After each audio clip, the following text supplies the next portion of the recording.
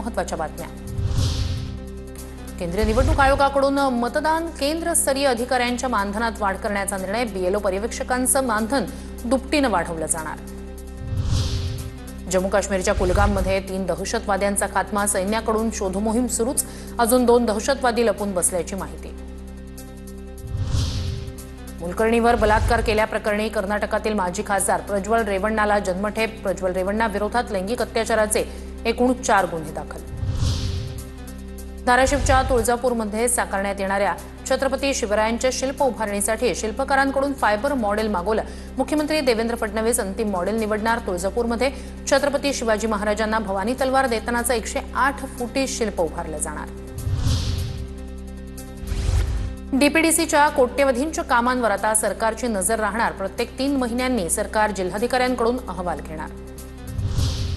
शरद पवार गटाच्या पदवीधर संघटनेच्या प्रदेश सरचिटणीसपदी संजय पानवळ यांची नियुक्ती। बाळासाहेब पाटील यांच्या हस्ते नियुक्तीपत्र प्रदान।